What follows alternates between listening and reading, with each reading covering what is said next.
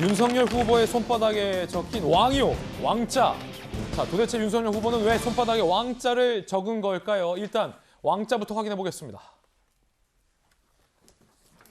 자, 윤석열 후보의 세 번째, 네 번째, 다섯 번째 토론회 도중에 손바닥에 이렇게, 자, 다시 보시죠. 까만 무언가 글씨가 새겨져 있습니다. 느리게 보고 멈춰보면 선명하게 임금 왕자가 윤석열 후보 왼쪽 손바닥 정중앙에 새겨져 있습니다.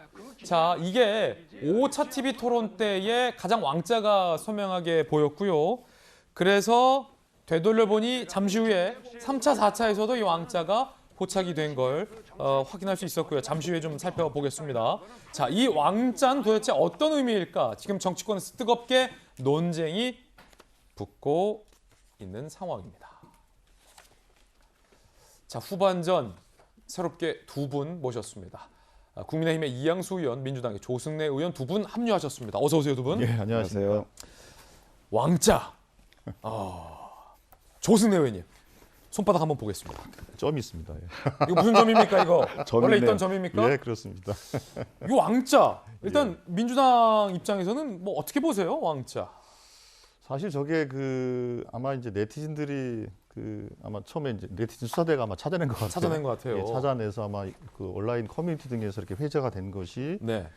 상대 후보인 홍준표 의원이나 이제 언론에 이렇게 노출이 되면서 논란이 불거진 것 같은데, 근데 저는 이제 저걸 보면서 세 가지 느낌을 가졌습니다. 첫 번째로는 세 가지나 느끼셨어요? 그럼요. 예. 예. 저게 일종의 뭐 주술이나 뭐 요술, 사술 같은 건데 저런 걸 아직도 있는구나. 첫 번째고요. 두 번째로는 저걸 이제 해명하는 과정에서 캠프와 저 후보자 본인이 약간 좀 오락가락한 게 있습니다. 그러다 보면 거짓으로 뭔가 좀 해명을 하는 것이 아니냐라는 그런 의심을 하나 또 받게 되고, 또 하나는 이게 역술이나 이런 거에 자꾸 의존을 하게 되면 어떤 문제가 생기냐면 결국은 중요한 결정과 결단을 할 때 여론을 통해서 결론을 내리거나 주변 분들하고 상의를 하면서 결론을 내린 것이 아니라 자꾸 저런 데 의존하게 됩니다. 이런 게 바로 그런 걸 통해 나왔던 게 이제 국정농단인데, 어찌 보면 저런 작은 손바닥에 새긴 왕자 하나가 이런 여러 가지 생각을 또 하게 하는 또 그런 상황이 생겨서 우리는 또 그거에 대한 또 안타까운 또 경험도 있지 않습니까?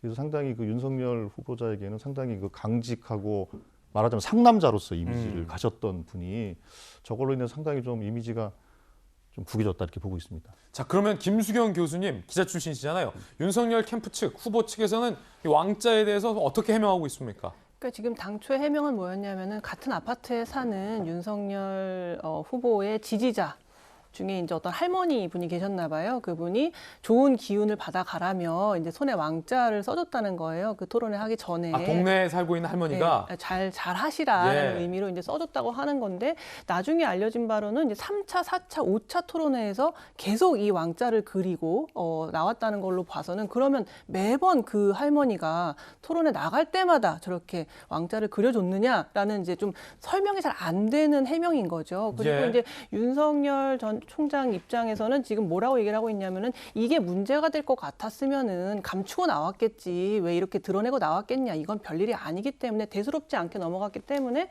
자기도 이렇게 그냥 나와서 아무렇지도 않게 보여준 것이다라고 얘기를 하고 있는데, 저는 좀 굉장히 실망스러웠어요, 이 사건이. 그리고 어쨌든 지금 공정과 상식을 외치는 분이잖아요. 상식적으로 납득하기가 좀 어렵죠. 물론 뭐 사람들이 답답할 때나 어떤 큰 일을 앞두고 있을 때 뭐 무속인에게 찾아가서, 역술인에게 찾아가서 어떻게 될지를 좀 뭐 물어보기도 합니다. 그런 일들은 다 있을 수는 있지만, 그럼에도 불구하고 지금 대통령이 되겠다고 하는 분인데 이렇게 그거를 아무 문제의식 없이 보여줬다? 전 그것부터가 이제 문제라고 생각이 들고, 지금 만약에 이제 이재명 지사가 상대당의 대통령 후보로 만약에 나오게 된다면, 그리고 본인이 만약에 국민의힘의 대통령 후보로 나오게 된다면 둘이 이제 이재명 지사를 상대해야 되는데, 사실 사자가 토끼를 잡을 때도 정말 모든 치밀하게 계획을 해서 사냥을 하는 건데 너무 허술한 부분이 많다는 생각이 들어요. 이재명 지사 같은 경우는 얼마나 치밀합니까? 꼼꼼하고요. 순발력도 굉장히 좋아요. 이런 사람을 상대해야 되는데 항상 어떤 논란이 생길 때마다 별일 아니다. 대수롭지 않게 생각했다.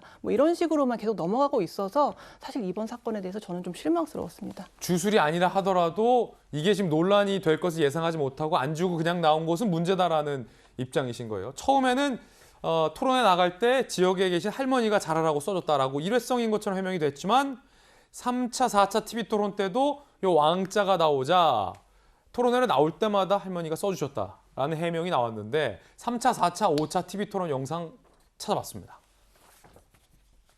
자, 왕자. 자, 일단 9월 26일 3차 토론 때 자, 이렇게 저희는 진짜 눈치 못 챘는데 왕자가 지금 있어요. 선명하게 있고 9월 28일 4차 TV 토론 때도 자 보시면 이렇게 힘이에요. 4차 토론 때는 좀 왕이 작아요. 스몰 왕. 조그만 왕인데 저건 진짜 4차는 정말 왕자인지 뭔지 모르겠어요. 약간 석상 같기도 하고. 그런데 5차 TV 토론에는 선명하게 가장 큰 왕이 5차 토론회에는 새겨져 있는데 이양수 의원님. 네. 지금 민주당의 조승래 의원님은 네. 주술적이냐라고 말씀하고 계세요. 예. 그 최순실 얘기도 하셨고 예. 어떻게 보십니까? 글쎄 이제 지금 이제 우리 의원님이나 이제 또 패널 교수님께서 말씀해주신 내용들은 윤석열 후보가 아주 귀담아 들어야 될 얘기라고 생각합니다. 왜냐하면 정치인들 특히 대선 후보라고 하는 중요한 정치인은 뭐 걸음걸이 하나, 말 한마디 하나, 토시 하나에도 정말 주의를 기울여야 되기 때문에 아주 주의를 기울여서 다시는 이런 실수나 이런 잘못이 나오지 않기를 바랄 뿐이고요. 하지만 조금 윤석열 후보 입장에서 좀 변명을 해드린다면 예. 사실 저희도 국회의원 출마하면 많은 분들이 저한테 응원의 표시를 합니다. 뭐 박수를 보내는 분도 있고 기도를 해주시는 분도 있고 예. 각자 응원할 수 있는 방법으로 해주세요. 사실 약간 이제 주술이나 어르신들 중에는 뭐 이런 걸 갖고 다니면 좋다, 뭐 이제 이런 분들도 있고 그러세요. 그런데 그런 여러 가지 지지와 응원의 그런 표현을 후보 입장에서 사실 저를 좋아해서 그러는 건데 무시하기는 굉장히 어렵습니다. 그래서 법 위반이 아니고 돈 안 드는 거면 이거 해드려 참모들한테도 제가 이제 그렇게 얘기를 하거든요. 그래서 아마 가까운 지인분 중에서 어르신이겠죠. 이제 저런 걸 써주시고 뭐 이럴 정도면 그런 분 중에서 이제 윤 후보하고 이제 좀 지인 가까운 관계에 있는 분이 저렇게 해서 거절하기 어려워서 그러셨을 것 같은데 이제 윤 후보께서도 뭐 말미에 얘기하셨듯이 그거를 지우고 나갔어야 되는데 그냥 나간 게 본인의 실수다라고 이제 이야기가 되는데 근데 이제 이런 문제들이 평상시에 윤석열 후보의 입장과 그다음에 태도, 행동들과 견주어보면 잘 안 맞죠. 윤석열 후보는 사실 아주 강인하고 그다음에 뭐 이렇게 운이라든가 이런 거에 따르지 않고 본인이 최선을 다하고 그 결과에 책임을 지는 그리고 할 말을 하는 그런 성품이고 그런 모습들을 보여줬거든요. 그래서 이런 것들이 뭐 대통령을 맡을 자격이 없다까지 너무 비화되면 안 될 것 같고 행동 거제 정말 조심해야 된다는 교훈으로서 간직하면 좋을 것 같습니다. 자, 주술은 아니다라는 게 윤석열 후보 측의 해명인 건데 같은 당 내부의 대권 주자들은 비판의 목소리가 나왔습니다. 홍준표, 유승민 후보의 이야기 한번 들어보겠습니다. 이게 무슨 대통령 선거가 마치 무속 대통령을 뽑는 선거인지 저는 정치 26년을 했지만 이런 대통령 선거는 처음 봤어요.